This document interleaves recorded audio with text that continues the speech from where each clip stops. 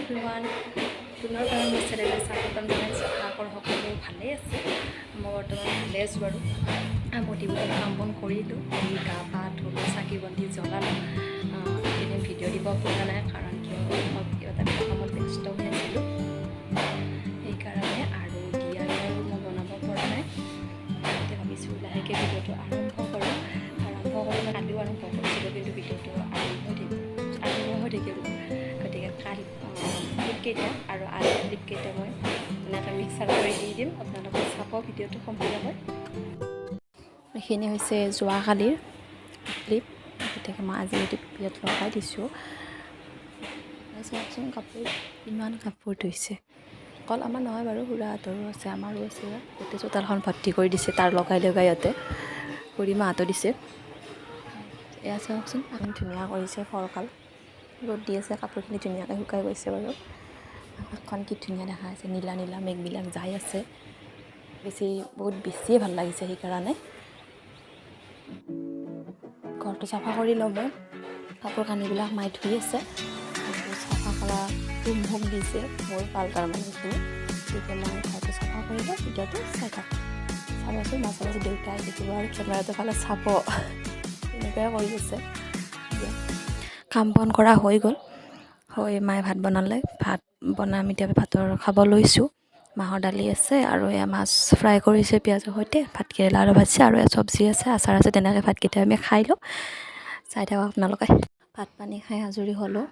এতিয়া বাৰীৰ ফালে আহিছোঁ এবাৰ, মানে ভাইটিহঁতে মাছ মাৰিব ওলাইছে। গতিকে মই আহিলোঁ এবাৰ বাৰীৰ ফালে মাছ চাবৰ কাৰণে, কিনো মাছ উঠিছে বুলি। চাওঁ যে মাছ এটাও নাই, এটা দুটা তেনেকৈ উঠি আছে। গা পা ধুই আহিলোঁ। এইখিনি হৈছে ছেকেণ্ড ডে'ৰ, মানে আজিৰ হয় ভিডিঅ'টো।